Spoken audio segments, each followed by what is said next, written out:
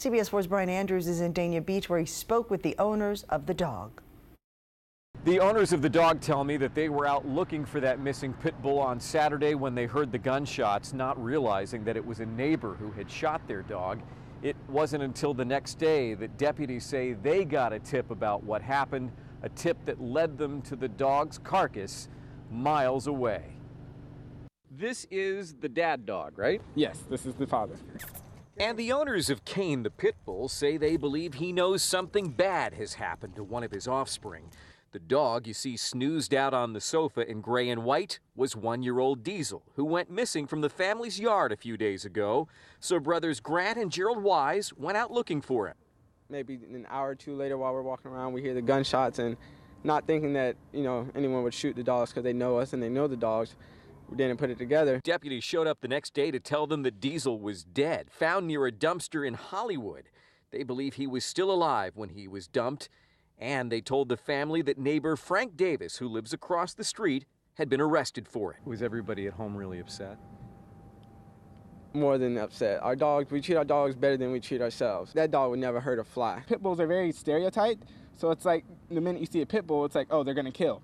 So it's like, but it really is, like, they really are not like that. Davis told deputies he shot the dog fearing for the safety of his daughter. We paid a visit to Davis's home across the street.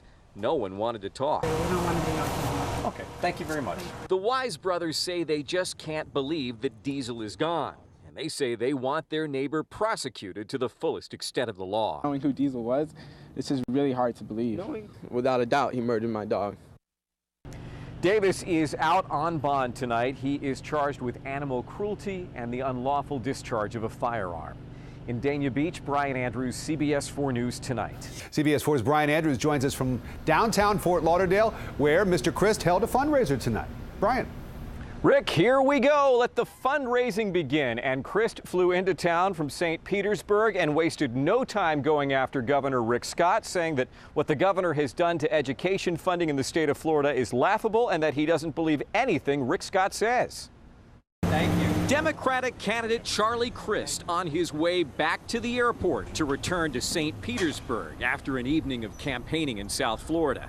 In a room full of suits with fancy pastries, shrimp with cocktail sauce, and a few cocktails. How are you? The former Republican governor working the crowd of Democratic supporters who shelled out up to $250 in some cases for an opportunity to meet him. But I'm a happy warrior, and I look forward to the race. The consummate politician even saying hello to regular Joes, like retired cop Don Reynolds of Sunny Isles Beach, who was visiting the same office building on other business. I think we need somebody back in office like him that's pro-police. I think we deserve better as Floridians than we have now, or I wouldn't be running. During his stop in Fort Lauderdale, Crist says he met with representatives of a labor union. AFL-CIO, among others, and just trying to get a pulse of what people are sensing and feeling. The candidate says he has no plans to accept an invitation by a Broward organization to debate Democratic challenger Nan Rich. No. Crist says you'll be seeing a lot more of him as Republican Governor Rick Scott is promising to spend $100 million to define his challenger. We'll be chatting a lot. You're going to get sick of me. Hot button issues include gay marriage. As the Pope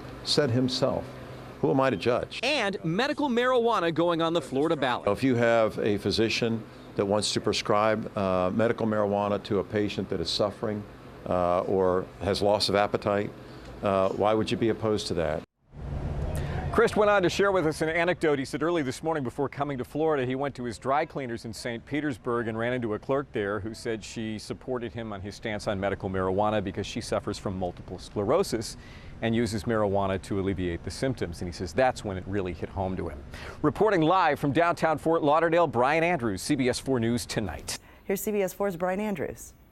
And it is none other than Myrna Bittencourt from South Bay. To an eruption of cheers, applause, and hugs, Myrna Bettencourt makes her way up to the stage to receive her golden apple. An accomplished chef, Myrna teaches life and career skills to students, some of whom are homeless, at the South Dade Educational Center. They are my family. I mean, I have one student that called me Mama Chef. I mean, she's a 16-year-old, the youngest I have. We connect in a very special way. Without that connection, I would not be as successful as I am. it's beyond teaching skills. It's teaching them about life, about experiences, sharing my passion. This year's runner-up, language arts teacher Nicole Andino of Miami Carroll City Senior High. Once I enter into the classroom and I see smiling faces there, it makes me want to come to work. And this is your passion. Totally. My passion, this is what I've done for 9 years since I've gone out of college. I haven't done anything since.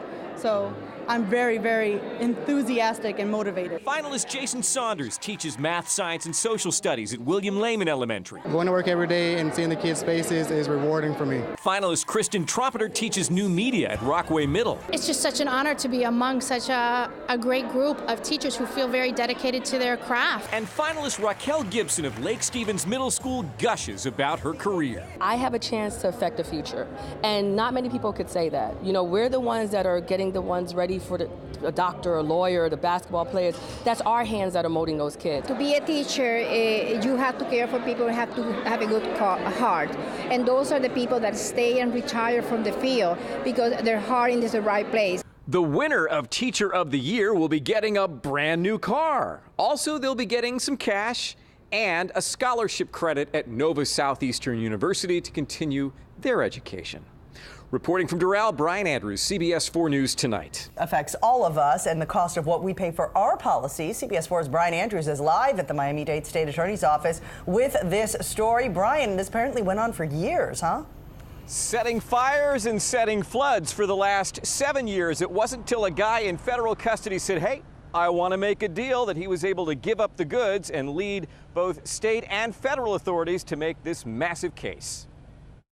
Prosecutors say Jorge Fausto Espinosa Sr. was the ringleader of the group, including alleged crooked contractors who recruited alleged money-hungry homeowners so they could all make a fast buck off the insurance companies.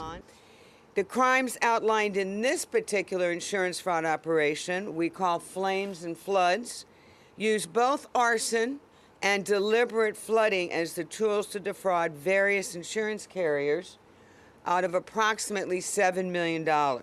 Prosecutors say a man facing federal charges gave up the goods on the alleged criminal enterprise. There was someone who was already being prosecuted, who was looking at federal prison time, who said, I know some people that have been doing fraudulent claims. Prosecutors say the ring, which had been running for the last 7 years, would decide whether it was better to fake a fire or a flood to see what would get the most cash.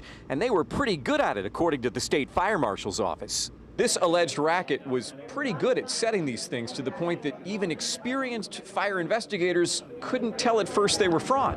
In doing our research and looking into these events and these fires which took place, the fires were set in such a manner that even the local fire department, when they responded, would have never suspected that the fire was intentionally set.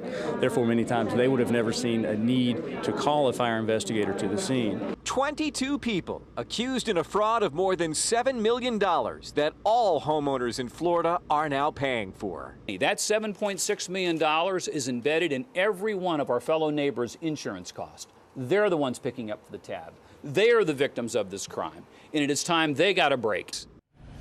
Tonight, at least 15 of the 22 are in custody. One is believed to have fled the country, and the husband and wife, the alleged ringleaders of all this, they're looking at 30 years in state prison if convicted. Live at the Metro Justice Complex, Brian Andrews, CBS 4 News.